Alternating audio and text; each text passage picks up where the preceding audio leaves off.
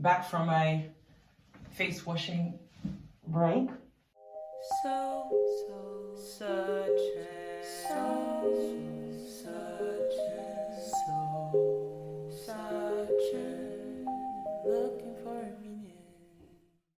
Mais ce truc de se dire, oh, personne ne peut me comprendre, de toute façon ils pourront pas comprendre. Et en fait, tu dis tellement que les gens pourraient pas te comprendre que tu laisses même pas la possibilité aux gens en fait d'essayer de comprendre. Et t'es juste là et tu sens que ton bagage émotionnel il devient de plus en plus lourd et tu te sens déconnecté des gens et à un moment tu te sens engourdi. Tu n'arrives plus à sentir les choses à 100%, tu n'arrives plus à sentir quoi que ce soit, tu te sens vide parce que tu comprends plus rien, parce que tu essaies de fonctionner comme une machine, mais t'es pas une machine. Donc arrête de vouloir être une machine. Et j'ai décidé d'agir avec amour et uniquement amour et mettre un peu mon ego de côté. Et mon Dieu, qu'est-ce que ça fait du bien. Qu'est-ce que ça fait du bien. Sur cette terre, il y a plusieurs types de personnes. Il y a des gens qui sont nés avec pas assez d'amour propre, voilà, je le dis, et qui laissent n'importe qui. Après, je blâme pas les expériences de vie, etc., la manière dont on a été élevé, tout ça, ça compte énormément. Mais ce que je suis en train de dire là, pour ce message en particulier, ça s'applique pas à tout le monde. Parce qu'il y a des gens, ils n'ont pas assez d'ego, ils n'ont pas assez d'amour propre. Je ne fais pas partie de cette catégorie, je fais partie de la catégorie inverse. En fait, j'ai tellement une phobie de me sentir,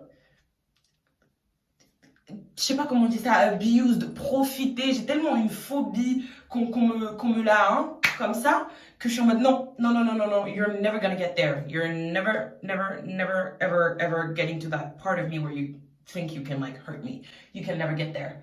Et en fait, j'ai tellement peur, mais vraiment qu'on me, comme ça, tu vois, mais c'est une phobie, qu'on me manque de respect, de me sentir disrespected, humiliated. Parce qu'en fait, non seulement ça va meurter parce que je suis en train de dire, mais attends, mais cette personne, elle me manque de respect et elle m'humilie. Mais en plus, il y a mon ego qui est encore plus touché parce que je me dis, mais attends, mais qu'est-ce que j'ai bien pu faire pour faire croire à cette personne qu'elle a le droit de me traiter ainsi? Qu'est-ce que moi j'ai accepté pour que cette personne se sente assez à l'aise pour pouvoir me traiter de cette manière? Ma phobie. Et c'est bien, vraiment, il faut penser comme ça, mais moi, j'ai poussé le truc un petit peu trop loin. Et voilà, et du coup, je vivais pas les choses à 100% parce que j'avais toujours cette barrière d'ego de il faut pas que je fasse quelque chose qui laisse les gens penser qu'ils peuvent mal me traiter, mal me parler, mal me truc, machin. Ça fait que dans ta tête, inconsciemment, t'as toujours une barrière qui est un peu comme ça, ready to fight. Même si t'es là, t'es en mode, oh my god, j'aime les gens, my friends, ma famille, tout le monde, nanana, cœur sur vous. À tout moment, tu sais que t'es toujours sur le qui-vive en mode, ah! À un moment donné, il y a un petit kick qui peut partir. Et en fait, pardonnez ma grossièreté, mais fuck that shit. Ok? Fuck that shit. Et j'ai laissé ça tomber. Je me suis dit, mais pourquoi j'essaie autant de me prouver? Mais prouver à qui, à quoi? Je suis pas Iron Man, je suis pas Batman, je suis Frankie comme sur Gulli. Non, je suis un être humain comme tout le monde. Ça veut dire que si on arrive à un stade où you're disrespecting me, you're getting evicted out of my life, out, you're betraying me, you're belittling me, you're out. Mais tant qu'on n'y est pas, why am I expecting for it to happen? What is wrong? Pourquoi est-ce que je fais ça? Et donc après, j'ai vraiment un instant. Oh, ouais, c'est mieux. Ah, voilà. Donc après, voilà, j'ai vraiment déconstruit ce truc et je me suis dit, mais en fait, marche avec amour. Sois amour. Est-ce que vous savez que les 3 prénoms que mes parents m'ont donnés, voilà, je ne vais pas divulguer tout mon acte d'élection sur Internet, mais c'est des prénoms qui symbolisent la paix, l'amour. Mon 3e prénom, c'est le prénom de la paix. Vraiment, genre ça veut dire la paix. Mais vraiment, ils m'ont donné des prénoms vraiment majestueux. C'est des prénoms qui sont très... aime les gens, tu es venu pour soigner, tu es venu pour apporter la paix. Et c'est très important, vous savez, les prénoms qu'on nous donne, moi je pense que ça donne un indice sur le life path qu'on est venu en fait faire, tu vois. Et plus je grandis, plus je me rends compte que vraiment ces prénoms, ils ont été bien choisis pour moi. Mes prénoms me correspondent énormément quand on y pense, tu vois. Et j'étais là, mais cette grâce, cet amour qu'on m'a donné comme prénom, il s'agirait que je me l'applique à moi-même pour mieux pouvoir l'appliquer aux autres. Parce que je manquais beaucoup de compassion. Je manquais terriblement de compassion. C'est-à-dire que j'arrivais à avoir de l'empathie pour les gens où je me disais, ah, ça me fait de la peine, ah, truc machin, tu vois, j'ai de la peine pour les gens parce que je suis un être humain, j'aime avec, j'ai un cœur.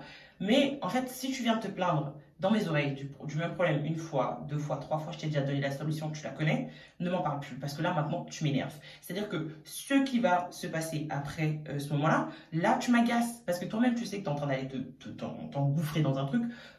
Je ne dis pas que c'est facile de sortir de ce problème, je ne dis pas que c'est facile d'arrêter, mais en même temps, à un moment donné, il faut choisir sa souffrance. Tu veux rester dedans et souffrir, ou tu veux galérer un bon coup, t'en sortir, et après, tu iras beaucoup mieux. Chacun choisit, vraiment tu choisis ta peine, mais je manquais terriblement d'empathie, parce que les gens, ils venaient se plaindre dans mes oreilles, et je trouvais qu'ils avaient des petits problèmes, et que c'était des problèmes de chochotte, et qu'ils étaient en train de me saouler, alors que moi, on the other hand, I had le poids du monde sur mes épaules. Vous voyez comment c'est toujours l'ego, tu sais, inconsciemment, hein, quand je regardais les gens, je n'étais pas en train de me dire « Oh, mais moi, je souffre plus que toi ». Non, mais en fait, si tu arrives devant moi et que tu me parles de tes problèmes, je suis en mode « Ça, c'est vraiment des problèmes ». Jusqu'aujourd'hui, hein, ça peut arriver que quelqu'un te dise un truc, mais en fait, tu te plains pour n'importe quoi. Là, it's really not that deep. Je ne veux pas dire que maintenant, tous les problèmes, je trouve qu'ils ont la même taille, qu'ils ont la même valeur. Non, non, non. Mais dans ma tête, j'étais vraiment, des fois, je restais plaignée et tout. Et c'est fou parce que les gens ne se rendaient pas compte que j'étais en train de dire « Mais tu vois pas c'est quoi ce que tu me racontes là ?» Il y a des gens ici qui souffrent en fait. Mais rien que de penser comme ça, toujours cet ego de se dire ouais, and I'm in pain, and nobody knows, and I need to carry it myself, and I need to find the right word for myself, but I'm finding the words for everybody and their shitty ass problems. It's not good. It's not good. T'as quoi? T'as une médaille? Parce que maintenant t'as pas parlé de tes problèmes et que t'es là, tu restes en coin, tu vas te créer des ulcères. Tu gagnes rien, tu te fais du mal. Fais comme tout le monde, trouve une personne en qui tu peux faire confiance, en qui tu peux avoir confiance, pardon, et confie-toi et ouvre ton cœur, purée, ouvre ton cœur. C'est ok de vouloir se sentir aimé, c'est ok de vouloir